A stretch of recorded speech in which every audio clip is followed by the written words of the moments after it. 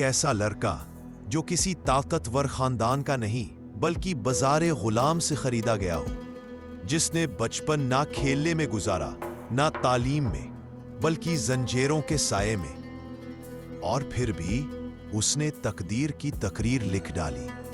ये कहानी है सुल्तान इल्तमिश की, उस आदमी की जिसने अपनी गुलामी को ताकत बना दिया। इल्तमिश एक आम और गरीब खानदान में पैदा हुआ। छोटी सी उम्र में उसे गुलाम बनाकर बाजार में बेच दिया गया। उस वक्त किसी ने नहीं सोचा होगा कि ये छोटा सा लड़का एक दिन हिंदुस्तान का सबसे ताकतवर सुल्तान बनेगा।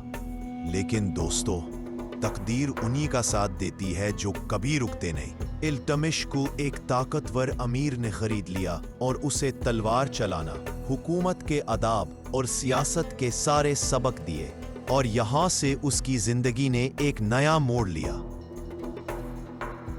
गुलामी उसके लिए जंजीर नहीं बनी, बल्कि वो उसी जंजीर से एक ताकत का हथियार तराश रहा था।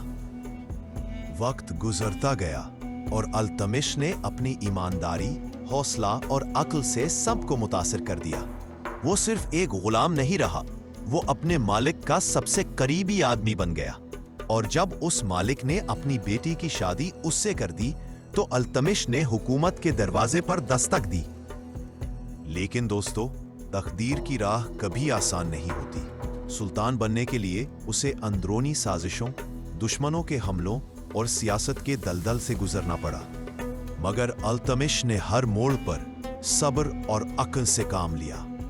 वो सिर्फ तलवार से नहीं जीता, वो इंसाफ और हिकमत से जीता।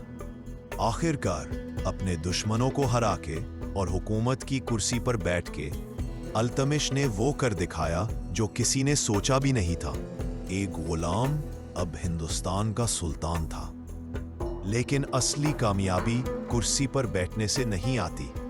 असली कामयाबी उस वक्त आती है जब आदमी अपने ताकत का इस्तेमाल दूसरों की बेहतरी के लिए करे, और इल्तमिश ने यही किया। सुल्तान इल्तमिश सिर्फ अपने लिए नहीं जिया, उसने पूरी कौम के लिए हुकूमत की। उसने इंसाफ और बराबरी को अपनी सल्तनत की बुनियाद बनाया। अमीर हो या गरीब, मुसलमान हो या गैर मुस्लिम, हर किसी के साथ इंसाफ हुआ। उसने तालीम और दौलत का दायरा बढ़ाया, नए शहर बसाए और मुल्क के इदारों को मजबूत किया। सबसे बड़ी बात, उसने ये सब कुछ बिना अपनी असलियत भूले किया। ये बात हमेशा उसे याद थी कि कभी वो भी एक गुलाम था, इसलिए वो कभी लोगों के साथ गुलामों जैसा बर्ताव नहीं रखता था। आज सदियों बाद भी इल्तमिश का नाम एक मिसाल है कि गुलामी और मजबूरी भी तकदीर का फैसला नहीं रोक सकती।